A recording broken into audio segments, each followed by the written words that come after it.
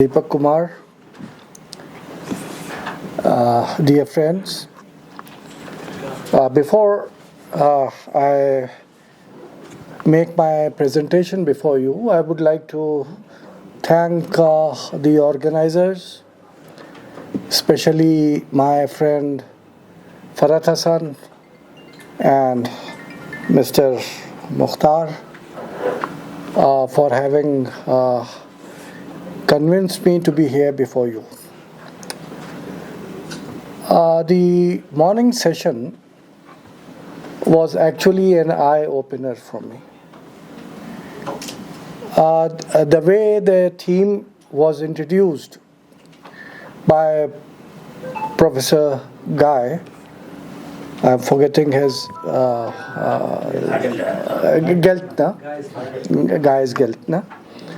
And of course, my senior colleague and friend Deepak Kumar. Whatever Deepak Saab presented in his lecture makes my task easy. In fact, he went into the details of something on which I have worked and published myself along with him. In fact, one of my papers on medicine was published in a volume which was edited by Professor Deepak Kumar. My friend Professor Ishrat Alam Saab also has a paper in that which deals with, if I remember correctly, on smallpox. But then these are the papers where we tried to deal with organization of, medical profession. I had written another paper which had been published in a volume of History of Science edited by Professor Harbans Mukhia, but that was on the techniques and practices of medicine under the Mughals. So when Farhat Saab came up with the idea that we have to write on wellness under the Mughals, first I hesitated, but then I accepted the offer because I thought that it would be very easy for me to speak on that. But later on I realized that it is not only medicine or the field of medicine, but there are many other things which have to be included, which have to be taken into account when we talk about health, hygiene, and healthcare as far as the Mughal Empire is concerned. Very deliberately, I am saying that I am talking about the Mughal world, although the information which I have with me also pertains to Sultanate period. But because of the limitation of the study which I made, most of it is confined basically to the Mughals. Then I dared only to talk about the Mughals today. Although, let me assure you that if someone wants to have a look at this topic, I think now, after hearing you, that there is much information which one can collect or write upon as far as even the 12th century to 16th century is concerned.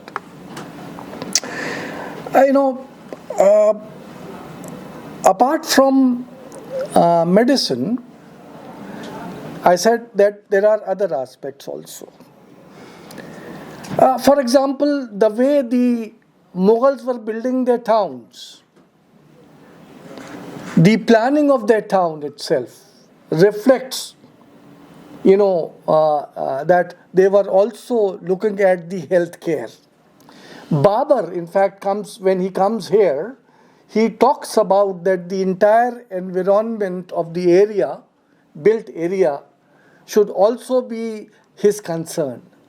How it should be organized, the layout of the gardens. In fact, sir, if you go back to Temur himself, Temur did build towns and palaces like Samarkand. But in spite of that, he would be living in gardens outside his cities. And then if you read Babarnama, you also read about the fresh air and the freshness, the walks which they would be having, so on and so forth. I would also like to relate to you that one another aspect which is related to this, but everyone sees it in a different way, is the very peripatetic life of the Mughals. Always constantly on the move, from one place to the other. I mean, in the morning there was a discussion about travel and how it changes one's perspective. That was something to which the Timurids were exposed to from the very beginning. Now, as I said, that if one looks, let me then briefly tell you something about medicine, although there's hardly any point in discussing medicine further after Deepak Saab literally gave a voluminous overview of that field. Still, I would say that although Deepak Saab, perhaps because he was looking from the perspective of ancient India, did not find much distinction between preventive and curative medicine during that period. But as far as my limited knowledge goes, I am no Hakim, I am no student of Unani medicine, but because when I was working on the physicians of the Mughal period, I had to look at some information which is there for that.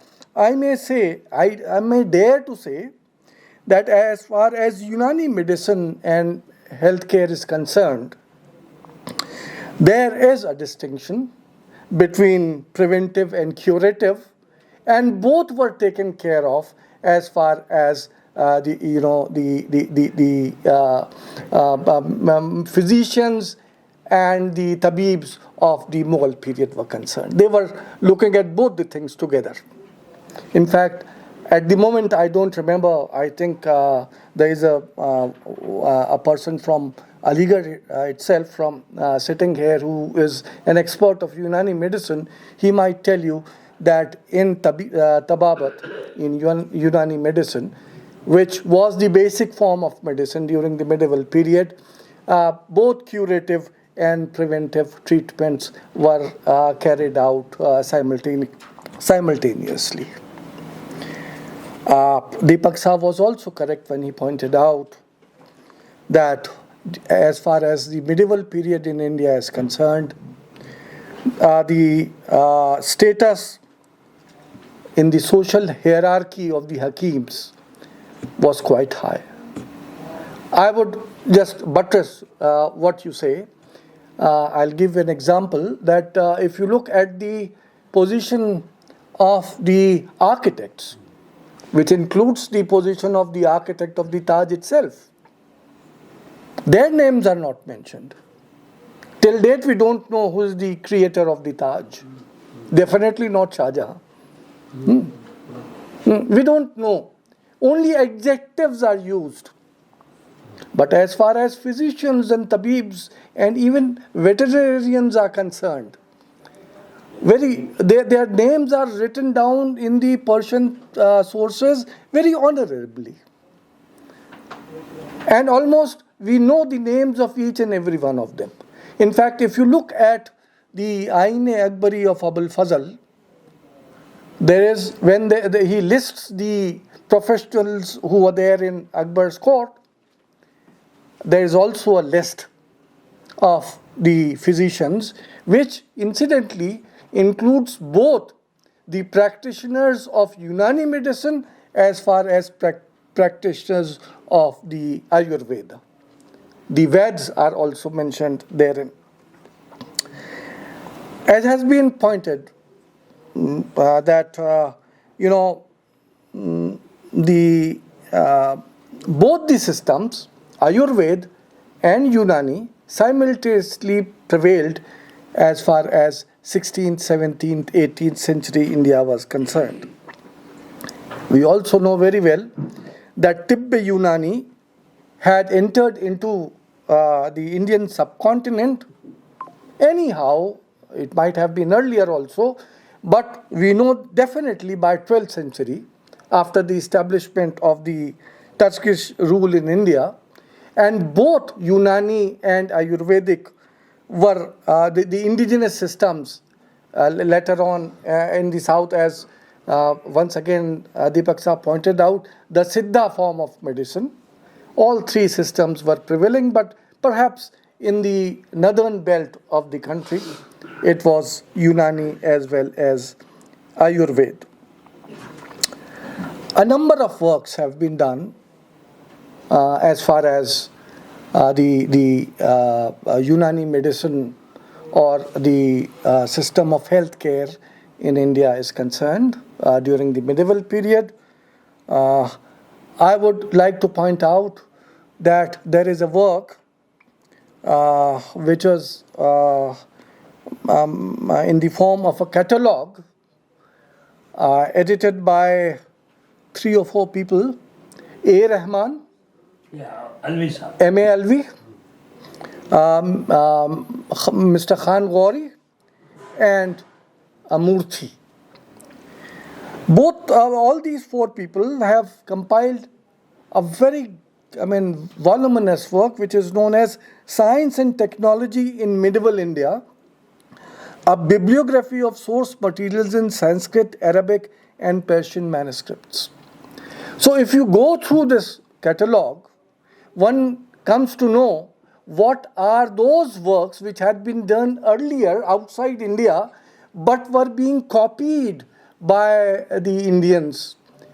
How many of them were copied during the 13th century? Were once again, Asharh was written on them during the 13th, 14th, 15th, 16th century, and so on and so forth. So if one looks at it from the perspective of a historian, one would come to know that what are the major works or major things which are being studied again and again by the Indian physicians and doctors. And as I pointed out, that even material in Sanskrit, so works which are on Unani medicine are also discussed out there. And sometimes we also find that those works which are originally in Sanskrit were now also being translated into Persian. Meaning thereby, when we were talking about in the morning session, that there was an interaction between the Vaidya and the Hakim. So it is very, very explicit when you look at those translations of how those Sanskrit texts had been converted into Persian. There is another very important work which one of our friends, especially a friend of Farhat Hassan, Seema Alvi, she has done Islam and Healing, Loss and Recovery of Indo-Muslim Medieval Practices, 1600 to 1900. I have certain reservations, Farhat knows it very well. When she talks about the medieval, it's basically 18th, 19th centuries. Very less material on the 16th, 17th century itself. Naturally, I would also like to inform, especially the youngsters sitting here, that there are a number of series of articles which, with my limited knowledge, I have tried to present. One of them, as I already pointed out, is included in Disease and Medicine. The other is in History of Technology in India, edited by Harvansh Mukhia. Then there are 2 other articles which deal with hospitals,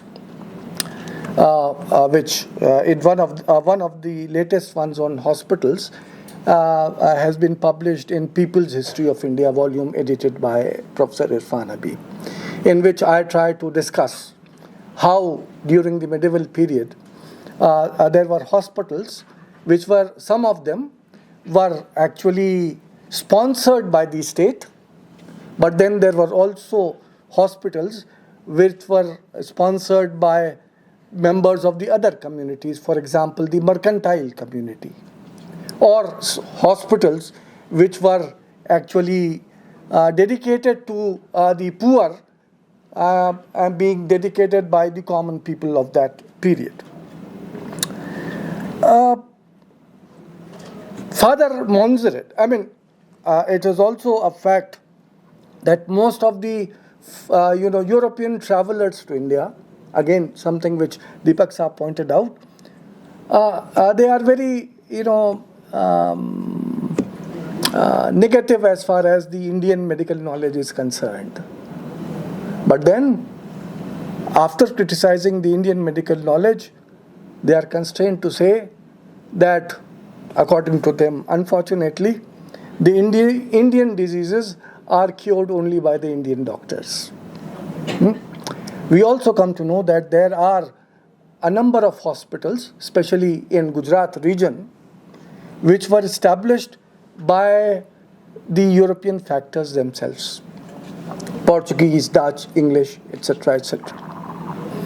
But apart from giving all the details of how these modern hospitals were working, they also point out that the general people prefer to go to the hospitals being run by the Mughal society itself. We have Father Montserrat, who was a Jesuit priest, who visited the court of Akbar, pointing out that at Sirhind in Punjab, there was a medical college which was supplying doctors all over India.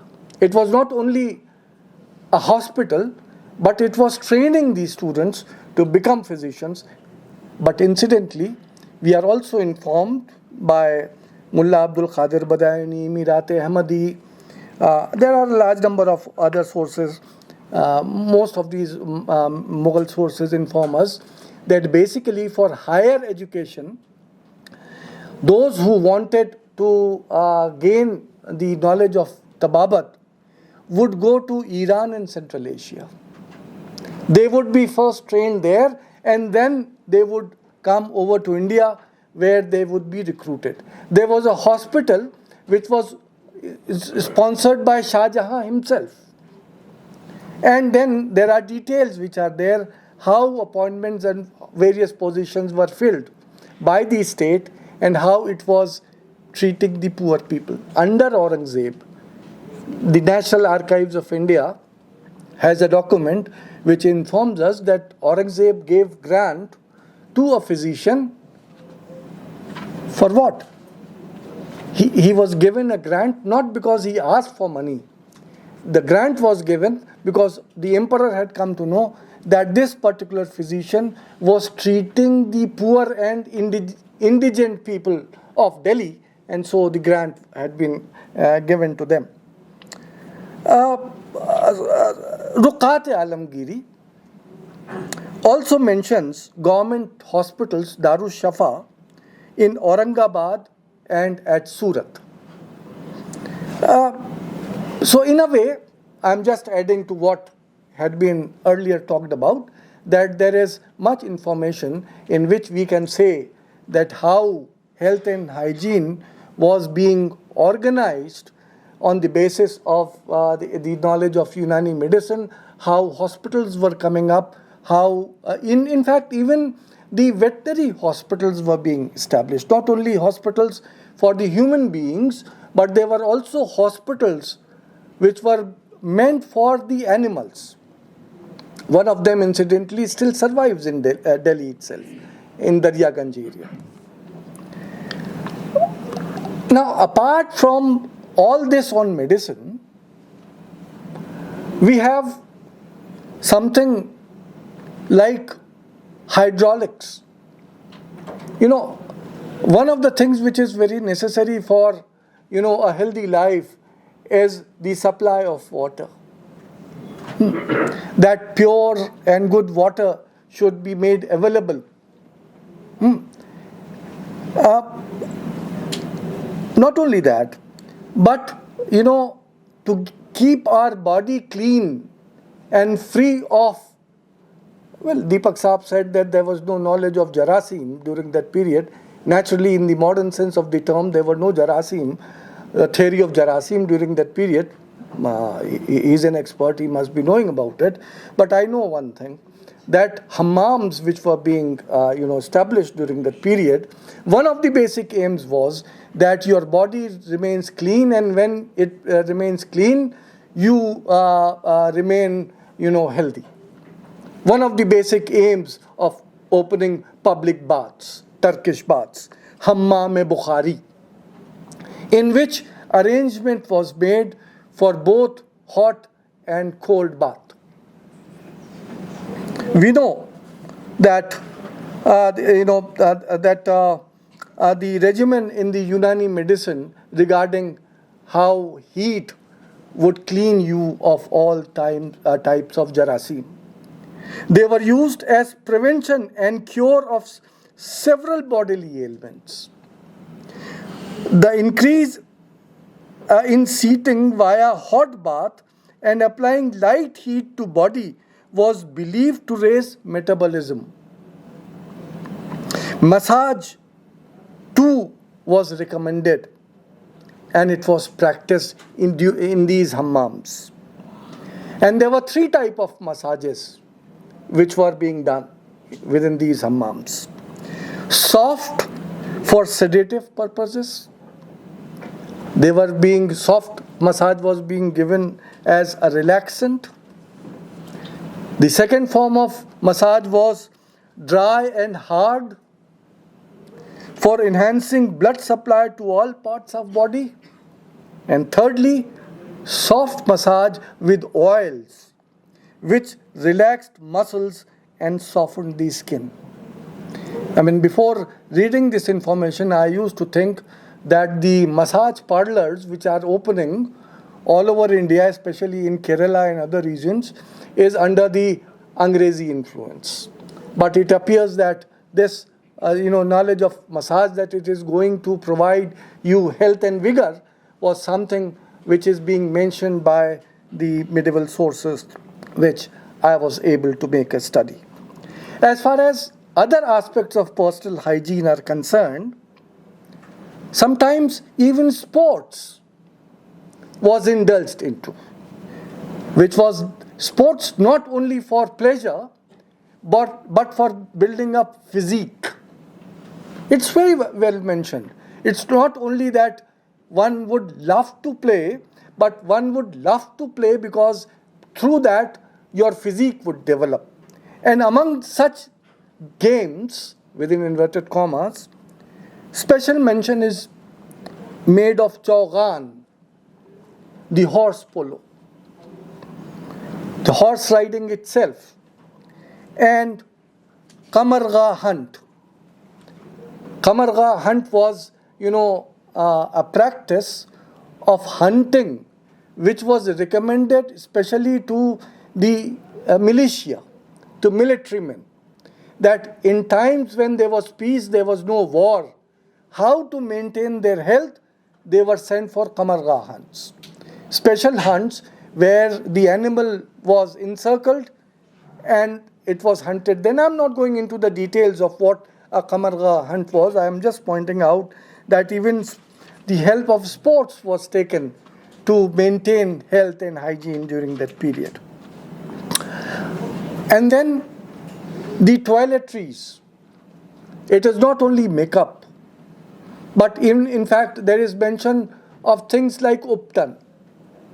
I am talking about a book which was written in 1950s by a historian, long gone historian, Mr. Chopra. He has also contributed a number of articles in the Indian History Congress, where when he is dealing with how the women would,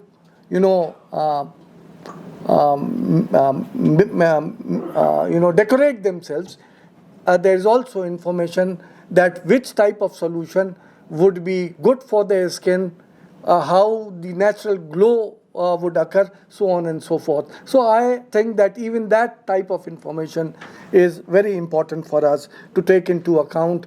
People have worked on it, but from another aspect, and there is need for someone to look at it from the perspective of the topic of today. One other thing which I would like to point out, which unfortunately none of the Indian historians picks up, and these are the lavatories, the toilets. Something so mundane that everyone has to make a morning visit. But this is something on which no one dares to take up the pen to write. It's only as far as the Roman toilets are concerned that some work has been done. Now throughout, because I have worked on Fatehpur Sikri, so one thing which attracted me was that almost all those excavated nobles' houses which I surveyed, and all the palatial complexes at Fatehpur Sikri had toilets attached within the house. But somehow, even today, if you visit Fatehpur Sikri, they remain invisible to your eyes, although they are very much there. Now, among them, I would point out that there were three types of toilets, although all types of toilets are squatting toilets, where you have not to sit as on a chair, but you have to squat. But then, not only the dry seat toilet, which some of you might be remembering from your old ancestral houses in your villages, where you just have, a small enclosure with kadamchas on which you sit, and from where the scavenger would come after some time and clean it, and before it is cleaned, it is full of smell and it's hard for anybody else to enter. But then during this period, what we do find is pit toilets, where the seat is at a raised level and below that is a pit where the refuse would fall, and all type of refuse would not be contaminating the very structure where you are sitting for it.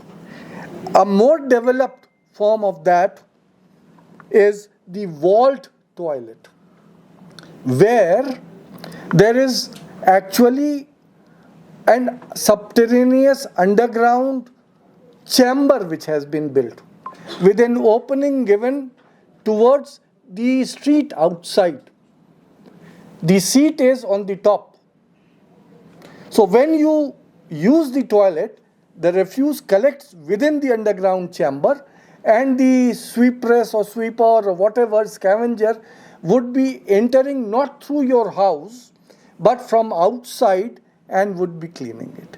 In fact, even in those structures, ordinary residential structures which had kadamchas, one special provision which I observed, which is made for hygiene, is that the floor of such a toilet would not be, flat. It would be reclining concave like this, so that all the water and refuse which flows would go, and there would be a pit through which it would then be carried out. So even dry toilets with khadamchas had this reclining floors through which the water and other material could flow out of the house. The city's streets and public spaces were designed with sloping gradients to manage the flow of wastewater. Open drains covered with stone slabs were constructed to carry away sewage and wastewater, thus preventing stagnation and foul odors. The drainage system in historical towns was also very sophisticated in some of the cities which have been surveyed by the archaeologists and Indian historians. Coming to the last point which I would like to discuss here, everything cannot be discussed within the span of half an hour. I would also like to point out that, hydraulics, which I had started with, mentioned earlier, hydraulics is nothing but how you manage water. We have, water storage systems, which are covered, which spaces where fresh water can be stored without getting contaminated. There were also underground water tanks known as birkas, and the water which would be collected there would not be open to the nature, and no form of contamination would be able to pollute it. So this was, I think, one should remember that during the period of Jahangir there was this epidemic in which this Yarkhan plague took place, and we know that as soon as plague occurred, Jahangir with all his retainers left Agra and went and took shelter at Fatehpur Sikri, and care was taken that no one from Agra would go there and no one from Fatehpur Sikri would come to Agra until and unless it was announced by the physicians that now that Waba is over. So such birkas, underground water tanks, would take care of what type of water you are drinking. Similarly, how to carry water from one place to another. There were ducts, aqueducts, and some of them were embedded within the span of the walls themselves. So in a way, just like underground water tanks, the flowing water would be flowing covered from every side, so that from the well or the lake, the water would be carried to the tank without being exposed to nature. Purity. Yes. And then there is something which we generally believe, and that is my last point. Don't worry, I am ending. And that last thing is that generally we believe that qanat and karis, underground subterraneous channels carrying water at long distances, is only something which is known in Central Asia or Iran. No, it was also practiced in India. It was not only practiced during the Sultanate period in Bijapur, Golconda, Bidar, Burhanpur, but also in the Mughal region of Aurangabad. Those, qanats, underground water channels, still survive.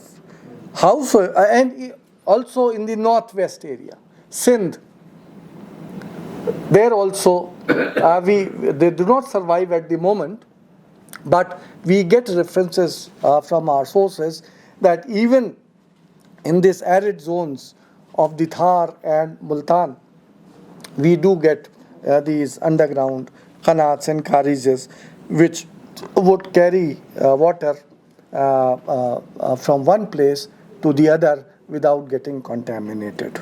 In fact, I have personally seen the qanats and karises at Bidar, which I am very happy to say that there are certain private organizations which have taken up renovation work, although the government of India is not helping them out, and day by day those very important qanat and karis of Bidar are disappearing.